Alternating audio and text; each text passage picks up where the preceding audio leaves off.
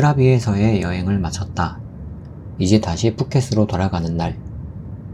이곳에서 할 수 있는 3개의 투어를 온몸으로 겪어냈고, 이제 푸켓으로 돌아가서는 그저 완전한 자유여행을 즐겨보려 한다. 유명한 해변과 예쁜 카페, 맛있는 음식점, 그리고 활기찬 야시장들. 푸켓에서의 즐거운 여행을 상상하며 길을 나선다. 발걸음이 가볍다.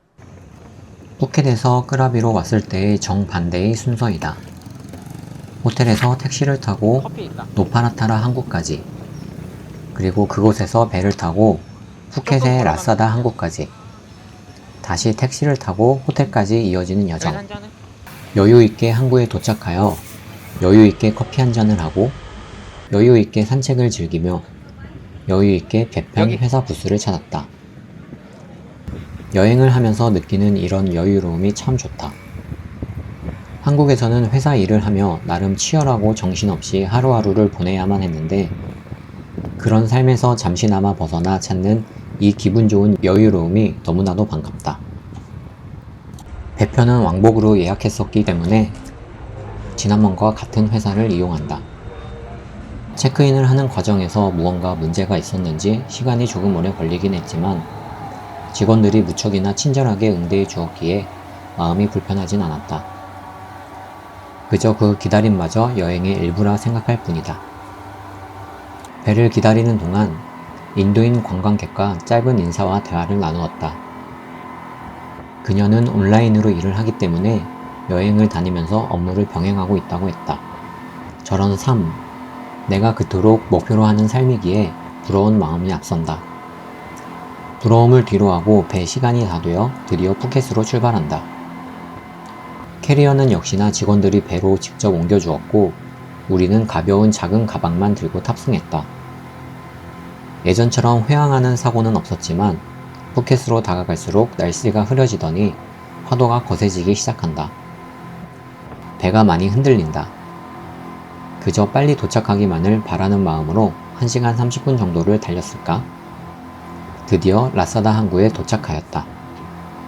끄라비에서도 이곳에서도 한 가지 불편한 점은 그랩이나 볼트 같은 어플로 부르는 택시들이 항구 안쪽까지 들어오지 못한다는 사실이었다.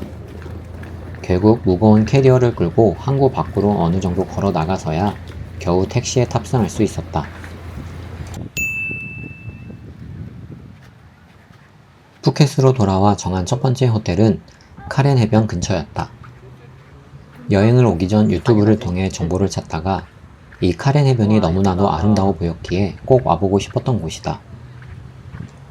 푸켓이 끄라비보다 날씨가 더 흐리고 구름이 많아 기대했던 일몰을 완전히 볼 수는 없었지만 그럼에도 불구하고 해변의 풍경과 분위기는 지쳐있던 내 마음을 달래주기에 충분했다. 제가 사진 찍어줄게. 하늘에는 익스트림 스포츠를 즐기는 사람들이 둥실 떠 있고 바닷물에 비치는 하늘의 모습은 무척이나 예쁘다. 바닷물에 하늘 비치는 거, 그치? 파도 소리는 그 어떤 음악보다 아름답게 귓가에 머문다. 모래사장 위에 우리의 진심을 남겨보기도 한다. 날씨는 점점 어두워져 가지만 이 공간을 떠나고 싶지 않아 해변을 계속해서 즐겨본다.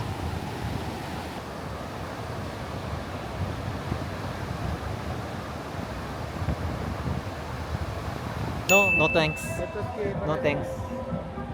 이틀 후 우리는 빠통 해변 근처로 호텔을 옮겼다. 푸켓에서 가장 유명한 곳이 바로 이곳 빠통 해변이 아닐까? 천천히 걸어서 해변으로 나가본다. 그 분위기는 카렌 해변과 비슷하면서도 사뭇 다르다.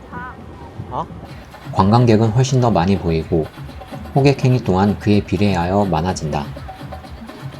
해변의 파도 소리에 해안가 클럽에서 흘러나오는 음악 소리가 더해진다. 구름은 여전히 많았지만 하늘이 찰나의 순간 보랏빛과 주황빛으로 물들기도 한다. 해변 구경을 마치고 빠통 여행자 거리에도 발을 들여보았다. 그런데 이곳은 우리가 기대했던 그런 낭만적인 야시장의 느낌이 아니다.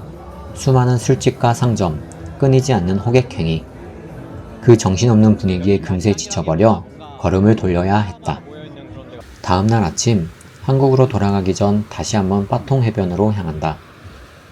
어제까지 흐릿했던 하늘이 오늘에서야 그 맑고 투명한 모습을 온전히 보여준다. 이 푸르른 하늘과 바다를 마지막 눈인사를 나누며 이번 푸켓과 끄라비 여행을 마친다.